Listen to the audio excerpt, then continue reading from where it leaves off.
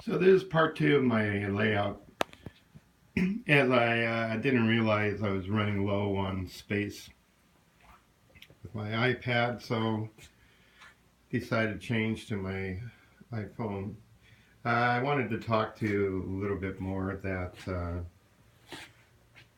this is the track that I'm using is low profile O2 or low profile 027 track. As a track bed, I just use cork.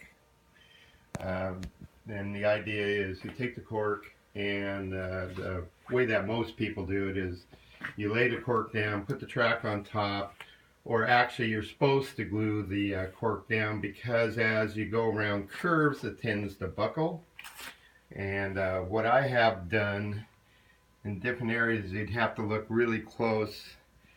I'll point out to you, you can see a little nail head there that is actually brown, and so when you kind of pan away from you can't even see it. So I chose, instead of the glue my cork down, I chose to nail it down, and it gives it a better look.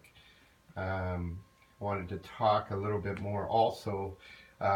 Just quick, I realized I said the wrong date when this was put together. It was actually put together last April in 2015, this whole setup. What I did is for the remote tracks and anything that had any kind of wiring for a building, switches or whatever, I wanted to make sure that it came from underneath the tabletop to the switches, so you'd see very little wire going across the track. And I set up all the switches that way.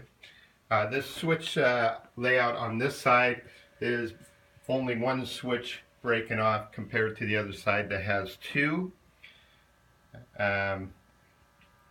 So you can see a bunch of wires there. One of the things that's nice about K-line switches is you can run power to power your track to the switch. So you don't have to have another way of getting power to your track. This little tower here, most of the time they have a little kind of set, it is done by weight of a train going by on a track that changes it back to red or green. What I did is I just hooked it up to this switch track over here, so every time that switch track is on red, the signal light is on red, and every time that switch is green, the signal light will be green like it is now. I had to, this was in basically in disrepair. I had to go on eBay and get the face and the lights, but it turned out real good. Was able to repair it, and happier as a clam. Talk more about the control layout of the switches. The board is from, of course, the extra pieces I had of the plywood because I didn't use all the sheets up,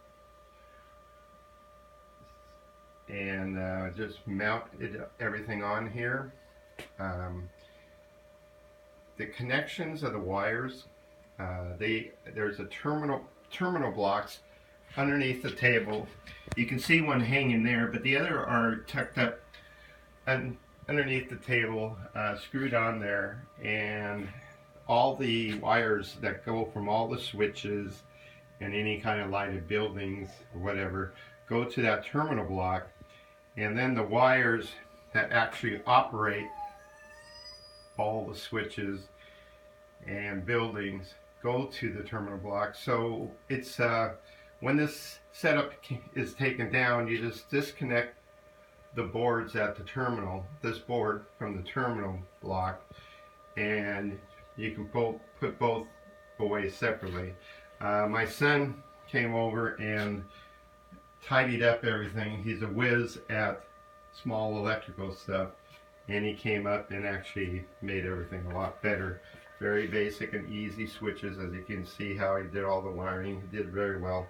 I'd show you underneath, but you know, it's dark and you really can't see that much. But like I said, that's an easy way to do it. You don't have lines going across your track. I like the idea that my layout isn't cluttered and I can add stuff to it. As you can see, there's not much space to add more stuff to it, but I can. And as far as the layout has gone, I have added, since I put the first layout down, by adding the extra spur that goes by the Rico station. I had to buy a K-line track on eBay, and it was a fairly decent price. And it matches everything, which I'm really happy about. And if you notice really close, if you look at that switch track I bought, I modified it where it doesn't have the long extra piece with the, as you see, as this other one does. And I've also modified the uncoupler. It was to get everything to kind of fit in the system. I had to modify the switch in the first place just for the engine house to work, for the locomotive to be able to get in without hitting the side of the buildings. So that's the reason I did the modifications.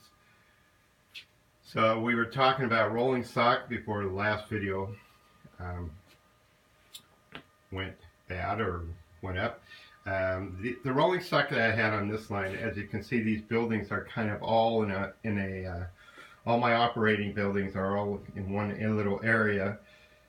I did that because I operate the trains from this side and I can see what's going on, and that's why I did this layout the way I did. The cars that I have, these 3 box cars, are from the late 70s. Just different brand names.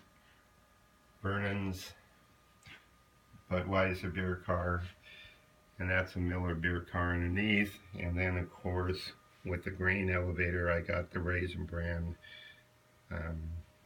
car. So all 4 of those cars are from the late 70s. I put some of the rolling stock cars up here on the side of the wall. All these cars here on the top row are from the late 70s.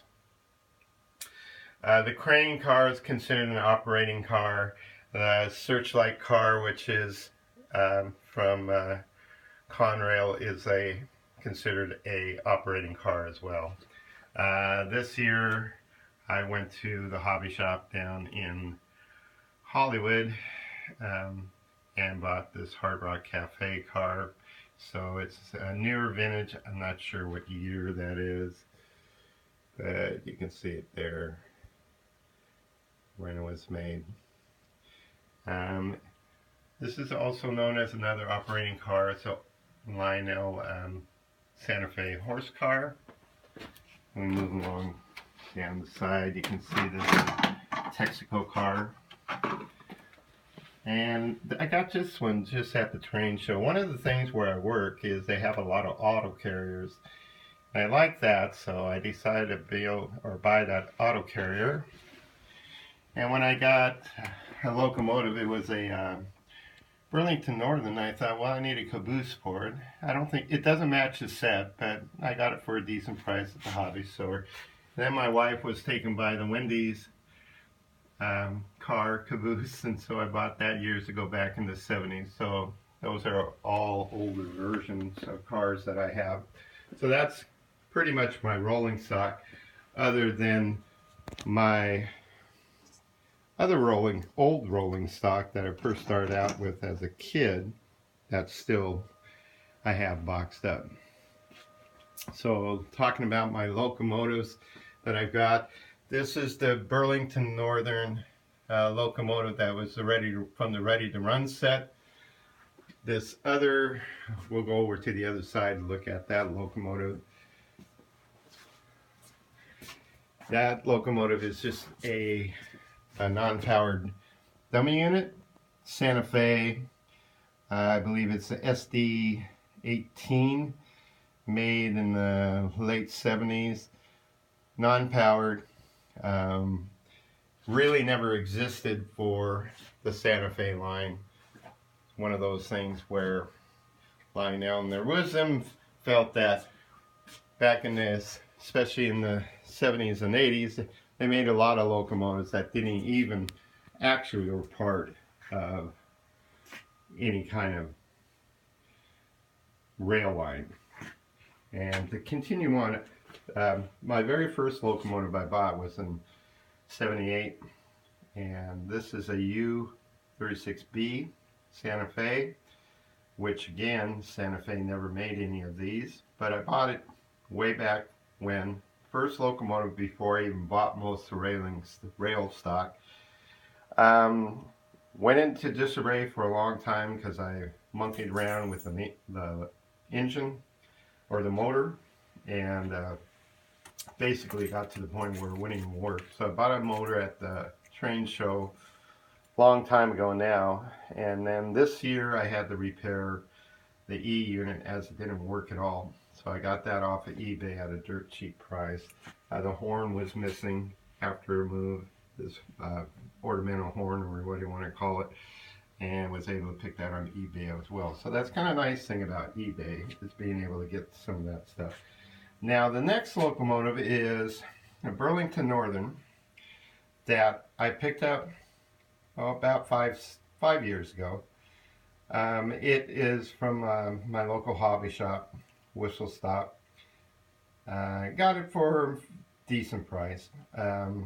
After I researched it, after I got it home, I was kind of surprised that it was part of a actual set that have 4 boxcars and a caboose. So I'm kind of surprised that somebody would actually take their set and sell off parts. This was the only thing left from the set at the hobby store when I went in.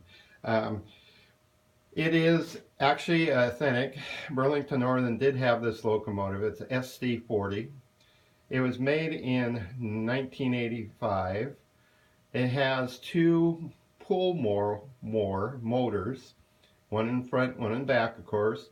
The original locomotive I bought years ago just had one motor that was in the front, and that was also a pull more motor. And I bought this one this year. I liked it from the standpoint it's really nice shape. Close to mint condition. Doesn't look like it was run very much. It's clear from 1974. And I was amazed in what good condition it is. It is a 1 pull more motor as well.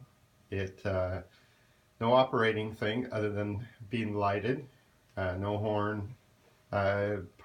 You would consider this the traditional type gauges. Like I said, I only have one old scale locomotive.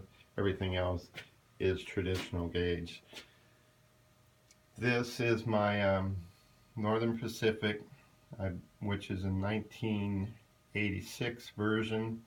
This has 2 can motors, and also has, instead of having the E unit, which is mechanical, this one is a solid state E unit. They started, I'm not sure exactly when they started making those solid states. I want to say maybe 84, not sure. So it's kind of surprising that